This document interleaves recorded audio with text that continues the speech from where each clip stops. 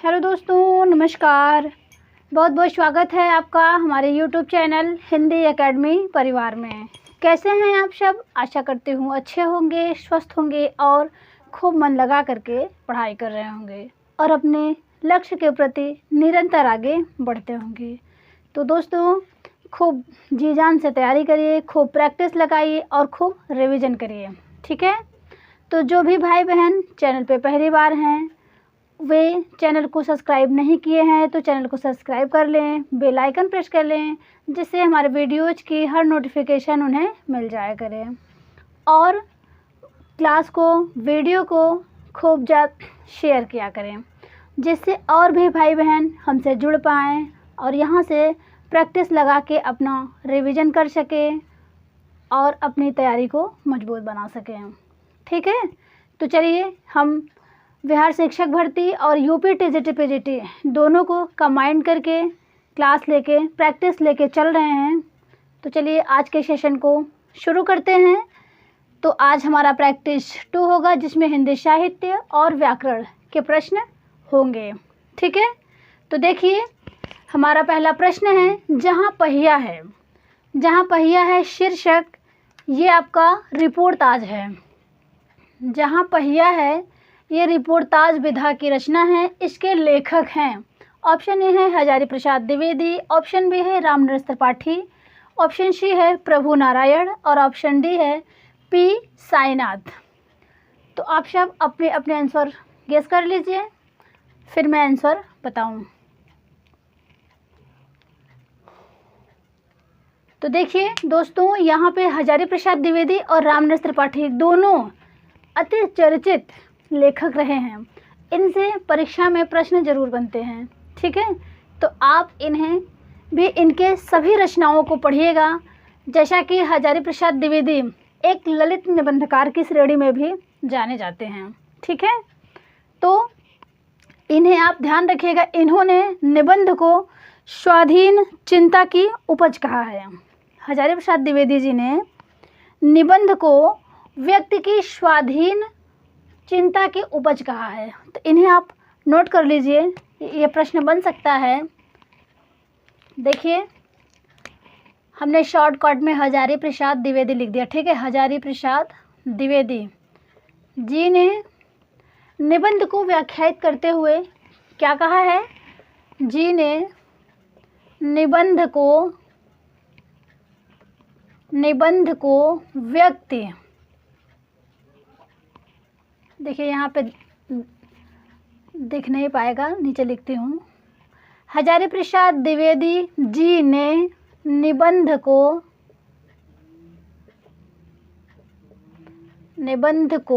व्यक्ति की स्वाधीन, ठीक है, निबंध को व्यक्ति की स्वाधीन चिंता की उपज कहा है। उपज, चिंता की उपज कहा है। ये निबंध की परिभाषा किसने दी है? हजारी प्रसाद द्विवेदी जी ने निबंध को व्यक्ति की स्वाधीन चिंता की उपज कहा है, ठीक है। और ये ललित निबंधकार हैं, इनके निबंध भी अति चर्चित हैं। जैसे आपका हो गया कल्पलता, आलोक पर्व और वर्षा धनपति से घनश्याम तक। और है आपका एक बहुत पूछा जाता है, वो आलोक पर्व हो गया। और नाखून क्यों बढ़ते हैं, अशोक के फूल चर्चित है, ठीक है। तो आप ध्यान रखिएगा। एक है मध्यकालीन धर्म साधना, ये भी आप याद रखिएगा। कल्पलता, साहित्य सहचर, ये सब इनके निबंध हैं और इनके सारे निबंधों को आपको पढ़ना है, ठीक है। और दोस्तों, इनके उपन्यास भी अति चर्चित हैं। जैसा कि मैं आपको ट्रिक बता देती हूँ, बाचा पुआ, यही इनके 4 उपन्यास चर्चित हैं। बाचा पुआ सुनिए, बाणभट्ट की आत्मकथा, बा से हो गया, और बाचा चा से हो गया चारूचंद्र लेख, ठीक है। पुआ पू से हो गया पुनर्नवा और आज से हो गया अनाम दास का पोथा। तो अगर आप लिखते होंगे हमारे प्रश्न आंसरों को जो हम व्याख्या करते हैं तो आप नोट करिएगा अपने कॉपी में कि इन्होंने 4 उपन्यास भी लिखे हैं, वो भी महत्वपूर्ण हैं। बाचा पुआ ट्रिक बना के और उसके नीचे लिख लीजिए, आपको कभी नहीं भूलेगा। ठीक है, तो चलिए। और ये राम नरेश त्रिपाठी, इनकी 4 रचनाएं जो कि मानसी, मिलन, पथिक, स्वप्न इम्पोर्टेंट है, आप ध्यान रखिएगा। ठीक है, तो जहाँ पहिया है शीर्षक रिपोर्टाज के लेखक हैं ऑप्शन नंबर डी। जिन भाई बहन ने डी लगाया होगा वे सही हैं। पी साईनाथ की ये रचना है। चलिए प्रश्न 2 देखते हैं। सृंजय द्वारा रचित कहानी है। सृंजय द्वारा रचित कहानी है बाज और सांप, लाख की चूड़ियाँ, भगवान के डाकिए, टोपी। इनमें आप सब अपने अपने आंसर लगाइए। दोस्तों, इनकी सृंजय की एक रचना और कामरेड का कोट खूब पूछा जाता है, तो इन्हें भी आप नोट करिएगा। चलिए मैं यहीं पे नोट कर देती हूँ। कामरेड का कोट, कामरेड का कोट, ये सृंजय की रचना है। तो देखिए यहाँ पे सृंजय द्वारा रचित कहानी है टोपी। जिन भाई बहन ने ऑप्शन डी चुना होगा वे सही हैं। तो दोस्तों, लाख की चूड़ियाँ की बात करूँ तो ये रचना जो है ये कामता नाथ की है। ठीक है, ये रचना कामता नाथ की है। कामता नाथ, लाख की चूड़ियाँ ये कामता नाथ के। और ऑप्शन सी भगवान के डाकिए की बात करूँ तो ये जो रचना ये कविता है और किसकी है, तो ये है रामधारी सिंह दिनकर जी की। रामधारी सिंह दिनकर का। ठीक है, और दोस्तों इनकी एक रचना है अर्धनारीश्वर, इन्होंने भी लिखा है अर्धनारीश्वर। और एक जो है आपके विष्णु प्रभाकर, उन्होंने भी लिखा है, तो ये भी आप ध्यान रखिएगा। ठीक है, चलिए प्रश्न आगे देखते हैं। अगला प्रश्न, गुनिया का यौवन। गुनिया का यौवन कविता के लेखक हैं शिवमंगल सिंह सुमन, ऑप्शन ए है। ऑप्शन बी है नागार्जुन, ऑप्शन सी है सरस्वती दयाल सक्सेना, ऑप्शन डी है शिव प्रसाद सिंह। इनमें आप सब आंसर करिए। तो देखिए, गुनिया का यौवन ये कविता है और ये है आपका right answer A, Shivmangal Singh Suman का है। इनकी एक रचना और है, वो प्रसिद्ध है कविता हम पक्षी उन्मुक्त गगन के। इसके पहले हमने प्रैक्टिस में ये रचना बताई है। इनकी कविता है शिवमंगल सिंह सुमन का है हम पक्षी उन्मुक्त गगन के। ठीक है, और आपका नागार्जुन की बात करूं तो इन्होंने लिखा है हिमालय की बेटियां। हिमालय की बेटियां ये नागार्जुन का है और इन्हें ठक्कन नसीर के नाम से जाना जाता है और ये इन्हें बाबा के नाम से जाना जाता है। और इनका वैद्यनाथ मिश्र इनका मूल नाम है। ये सब आपको जानने चाहिए। ठीक है, यहाँ से प्रश्न बनते हैं। ठीक है, और इन्होंने यात्री उपनाम से ये मैथिली में रचना करते थे। सरस्वती दयाल सक्सेना की बात करूँ तो इसके पहले प्रैक्टिस में हमने इनको अच्छे से आपको बताया था। इनकी जो कविता एनसीईआरटी में लगी हुई है वो है शाम एक किसान। ठीक है, तो आप ध्यान रखिएगा, शाम एक किसान। और शिव प्रसाद सिंह की बात करूं तो इनका है दादी माँ। ठीक है, दादी माँ शिव प्रसाद सिंह की रचना है। चलिए देखिए दोस्तों, यहाँ पे हमने एक जीएस का क्वेश्चन ले लिया हुआ है, क्योंकि बिहार से रिलेटेड आप बिहार स्टेट में एग्ज़ाम देंगे तो हो सकता है ये क्वेश्चन बन जाए। बिहार का शोक किस नदी को कहा जाता है? बिहार का शोक किस नदी को कहा जाता है? तो देखिए, कोसी नदी, दामोदर नदी, हवांगहो नदी, महानदी। चलिए, हमने एक क्वेश्चन में मैं आपको 4 क्वेश्चन तैयार कराऊंगी यहाँ पे। तो वैसे मैं कोशिश करती हूँ कि सभी ऑप्शन को आपको बता दें, जिनसे एक क्वेश्चन के साथ साथ आपके 4-4 प्रश्न तैयार हूँ। तो देखिए, बिहार का शोक किस नदी को कहा जाता है? इनमें जिन भाई बहन ने ऑप्शन ए चुना होगा वे राइट हैं, कोसी नदी को। ठीक है, कोसी नदी को बिहार का शोक कहा जाता है। वहीं पे मैं दामोदर की बात करूं तो दामोदर नदी को भी किसी का शोक कहा जाता है। तो बताइए आप सब कमेंट करके हमें ज़रूर बताइएगा कि किस शहर का कहा जाता है। तो देखिए, दामोदर की बात करें तो ये बंगाल का शोक कहा जाता है। ठीक है, बंगाल का शोक दामोदर नदी को कहा जाता है। और वांगहो नदी को किस शहर का शोक कहा जाता है? तो चीन। ठीक है, चीन का शोक किसे कहा जाता है? तो वांगहो नदी को कहा जाता है। महानदी की बात करूं तो इसे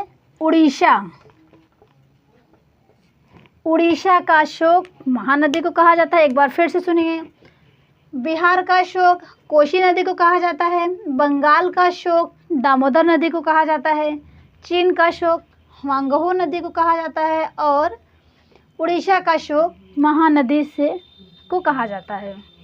ठीक है, चलिए अगला प्रश्न देखते हैं। प्रश्न नंबर 5 है, अरमान कविता के कवि हैं। अरमान कविता के कवि हैं रामनरेश त्रिपाठी, पी साईनाथ, सुभाष गाताड़े हैं, पंडित जवाहरलाल नेहरू हैं। इनमें आप सब अपने अपने आंसर करिए।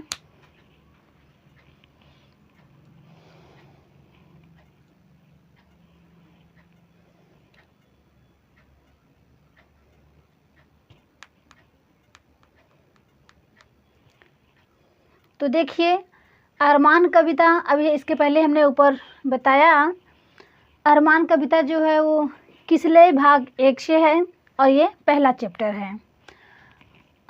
देखिए, इनके राइट आंसर हो जाएंगे रामनरेश त्रिपाठी। ठीक है, और पी साईनाथ की हमने रचना पढ़ी जो कि एक रिपोर्टाज है जहाँ पहिया है। सुभाष गाताड़े की बात करूँ तो इनकी रचना है पहाड़ से भी ऊंचा आदमी, और पंडित जवाहरलाल नेहरू की रचना है भारत की खोज। ठीक है, चलिए प्रश्न 6 देखते हैं। परिश्रम करने वाला व्यक्ति सदा सफल होता है। परिश्रम करने वाला व्यक्ति सदा सफल होता है, इस वाक्य में उद्देश्य है। परिश्रम करने वाला व्यक्ति सदा सफल होता है। ऑप्शन डी है कोई नहीं। चलिए इनमें आंसर करिए। तो दोस्तों, हमने कल इसके पहले प्रैक्टिस में करवाया था वाक्य के भेद, एक उद्देश्य और एक विधेय। ठीक है, तो जिनके बारे में कहा जाता है वो क्या होता है? उद्देश्य। ठीक, और जिसके लिए कहा जाता है, यहाँ पे समझ लीजिए, परिश्रम करने वाला व्यक्ति यानी कौन सदा सफल होता है? तो जो परिश्रम करेगा वही सफल होगा, ये आपका उद्देश्य हो गया। और परिश्रम करने वाला कौन होगा? व्यक्ति तो होगा, जो परिश्रम करेगा वो सदा सफल होगा। और ये क्या है? ये विधेय है। ठीक है, तो यहाँ पे देखिए, परिश्रम करने वाला, ऑप्शन बी है परिश्रम करने वाला व्यक्ति, ऑप्शन सी है व्यक्ति सदा सफल होता है। तो यहाँ पे पूछा गया है इस वाक्य में उद्देश्य का चयन करना है हमें, तो इसमें राइट आंसर हो जाएगा ऑप्शन बी, परिश्रम करने वाला व्यक्ति यहाँ पे उद्देश्य होगा। ठीक है, प्रश्न 7 देखिए, भोर और बरखा किसके द्वारा रचित कविता है? फिर से एक बार सुनिए, भोर और बरखा किसके द्वारा रचित कविता है? भवानी प्रसाद मिश्र, नागार्जुन, मीराबाई, रसखान। चलिए आप सब आंसर करिए।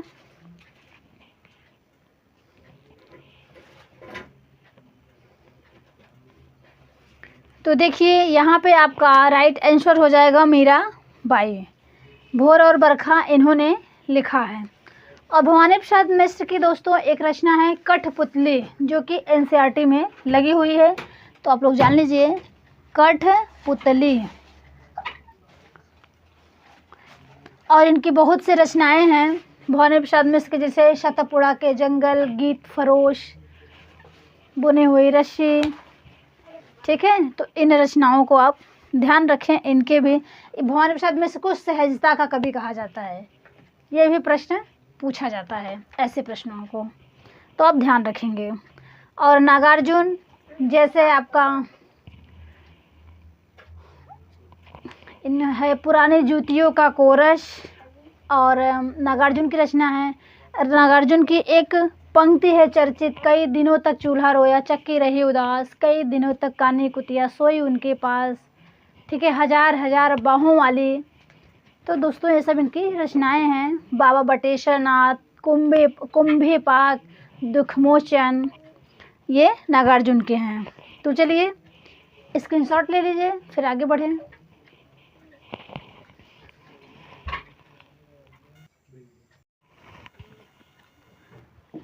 चलिए प्रश्न 8 देखते हैं। जाकी रही भावना जैसी, प्रभु मूर्ति देखी तिन तैसी। फिर सुनिए, जाकी रही भावना जैसी, प्रभु मूर्ति देखी तिन तैसी। पंक्ति में अलंकार है, विभावना अलंकार है, असंगति अलंकार है, रूपक अलंकार है, या फिर उल्लेख अलंकार है। चलिए आंसर करिए। तो देखिए, जाकी रही भावना जैसी, प्रभु मूर्ति देखी तिन तैसी। पंक्ति में आपका राइट आंसर है उल्लेख अलंकार, ठीक है। तो दोस्तों विभावना अलंकार को भी आप एकदम अच्छे से पढ़ लीजिएगा, ये हर बार परीक्षा में रिपीट होता है। जहाँ पे कारण के बिना कार्य का होना पाया जाए उसे विभावना अलंकार कहते हैं। जैसे बिन उपद चले सुने बिन काना। तो देखिए ऑप्शन बी में असंगति अलंकार का एक चर्चित उदाहरण है, खूब पूछा जाता है, तो आप सुन लीजिए। है दृग उर्छत टूटत कुटुंब, जुरत चतुर चित प्रीत, परत गांठ दुर्जन हिये, दई नई यह रीति। ये इसका चर्चित उदाहरण है, आप ध्यान रखिएगा, ये परीक्षा में पूछा जाता है। दोस्तों रूपक अलंकार का एक चर्चित उदाहरण है चरण कमल बंदो हरिराई। ये भी आपका टेट हो गया, सुपर टेट हो गया, इन सब एग्ज़ाम में रिपीट होता रहता है, तो आप ध्यान रखिएगा, ठीक है। और उल्लेख अलंकार, जागी रही भावना जैसी, प्रभु मूर्ति देखी तिन तैसी। प्रश्न देखिए, अंजर पंजर ढीला होना, अंजर पंजर ढीला होना मुहावरा का सही अर्थ है। टाल मटोल करना, मौत निकट आना, शरीर शिथिल होना, या फिर कोई नहीं। ऑप्शन करिए। तो देखिए यहाँ पे अंजर पंजर ढीला होना, यहाँ पे होगा शरीर शिथिल होना, राइट आंसर सी। प्रश्न 10 देखिए, महाराजा शांतनु की दूसरी पत्नी का क्या नाम था। महाराजा शांतनु की दूसरी पत्नी का क्या नाम था। तो माद्री था, कुंती था, गांधारी था, सत्यवती था। बताइए।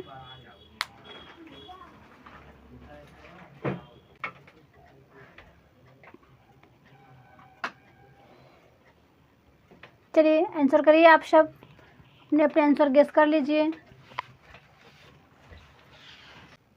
तो देखिए यहाँ पे आपका राइट आंसर हो जाएगा सत्यवती था, ठीक है। महाराजा शांतनु की दूसरी पत्नी का नाम सत्यवती था। प्रश्न 11 देखिए, बसंत शब्द में लिंग है। बसंत शब्द में लिंग आपका पुल्लिंग है, स्त्रीलिंग है, या फिर नपुंसक लिंग है, या फिर इनमें से कोई नहीं। बताइए। तो देखिए बसंत शब्द में लिंग होगा पुल्लिंग। पुल्लिंग वहाँ पे होता है जहाँ पे नर जाति का बोध हो, ठीक है, और जहाँ पे स्त्री जाति का बोध हो वहाँ पे स्त्रीलिंग होता है, ठीक है। चलिए प्रश्न 12 देखते हैं। किस शब्द में निर उपसर्ग लगा है। किस शब्द में निर उपसर्ग लगा है। निदर्शन है, निरोध है, निरूपण है, निर्भय है। तो देखिए नि प्लस दर्शन, नि प्लस रोध और नि प्लस रूपण, तो इन तीनों में एबेशी में नि उपसर्ग है, जबकि निर्भय में आपका निर उपसर्ग लगा है, ठीक है। निर प्लस भय, निर्भय। राइट आंसर आपका डी होगा। प्रश्न 13 देखिए, पक्षपात से रहित मेरे प्यारे पुत्र। पक्षपात से रहित मेरे प्यारे पुत्र, तुम्हारे चारों भाई जी उठे। यक्ष ने यह वरदान किसे दिया? तो अर्जुन को, भीम को, नकुल को या फिर युधिष्ठिर को।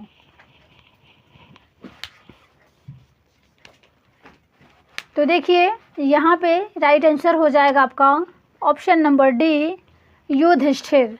पक्षपात से रहित मेरे प्यारे पुत्र, तुम्हारे चारों भाई जी उठे।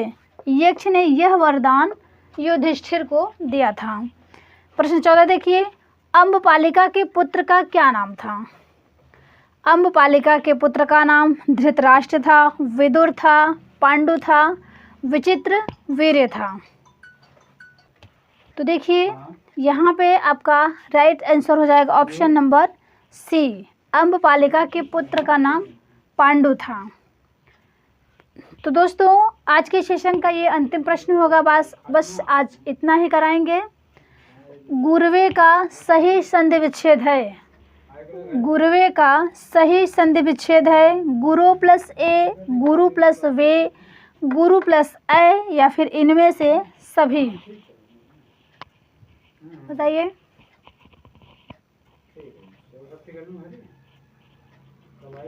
तो देखिए गुरुवे का सही संधि विच्छेद होगा गुरु प्लस ए।